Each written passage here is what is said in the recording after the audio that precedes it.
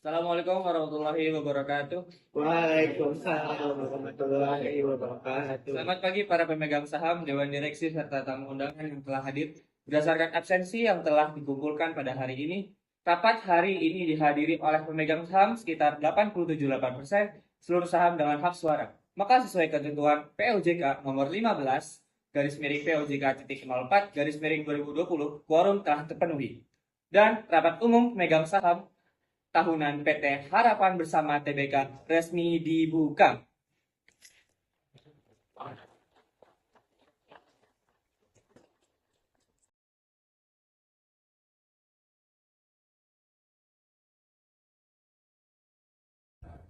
Oke, baik semuanya. Agenda rapat kita hari ini yang pertama adalah persetujuan laporan tahunan, yang kedua adalah penetapan penggunaan laba bersih, yang ketiga adalah pengangkatan kembali direksi dan komisaris, yang keempat adalah penunjukan auditor independen.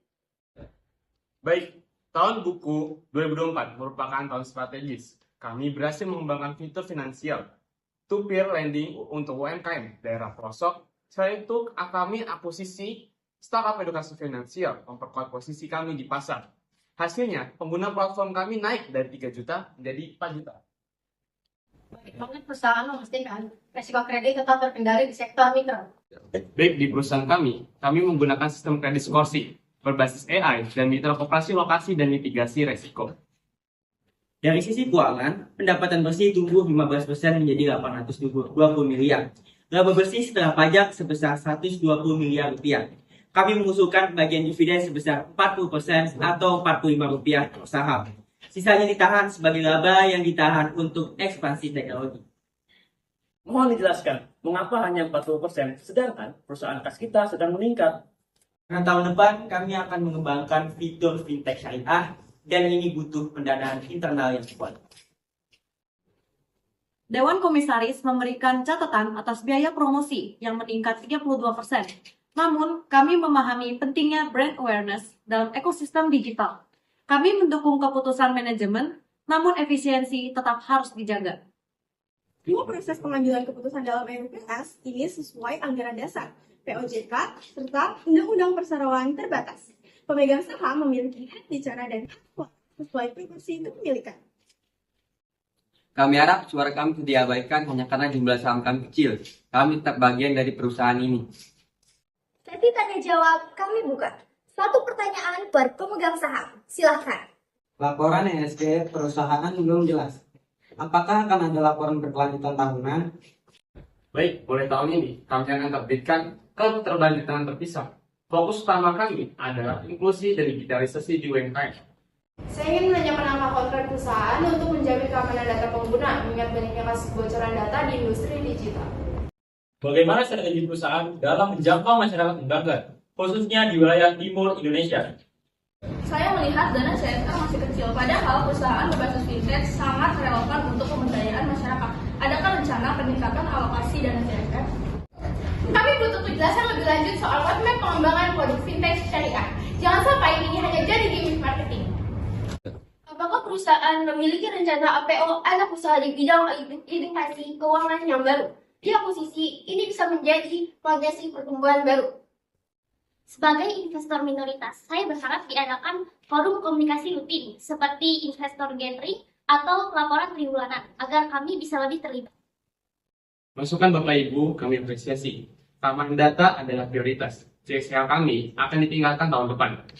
Dan roadmap syariah akan dibuka publik ke dalam paparan publik mendatang. Untuk investor gathering sedang menyiapkan platform digital komunitas pemegang saham. Baik, mari kita masuk ke tahap pemungutan suara. Semua suara dihitung berdasarkan jumlah saham yang dimiliki.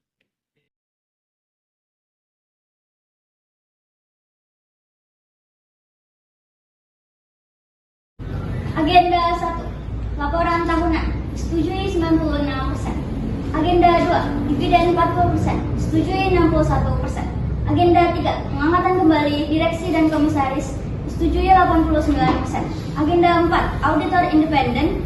Kantor ABC dan rekan. Setujui 93%.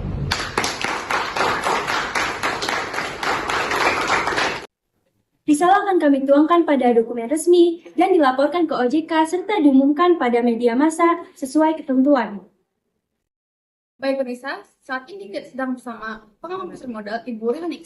Bu Rohani, bagaimana Anda melihat perusahaan ke depan? PT Harapan Bersama menunjukkan komitmen pada pertumbuhan jangka panjang. Keputusan mempertahankan sebagian besar laba mencerminkan strategi komprehensif, namun berorientasi ekspansi. Namun suara investor minoritas harus lebih dihargai lagi.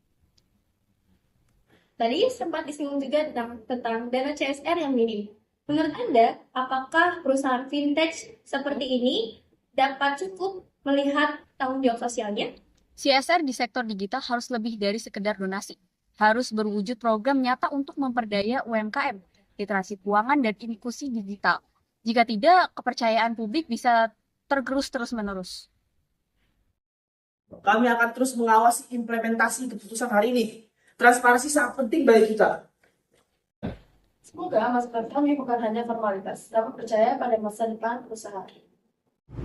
Baik, dengan berakhirnya semua agenda rapat umum pemegang saham tahunan PT Harapan Bersama Tbk resmi ditutup.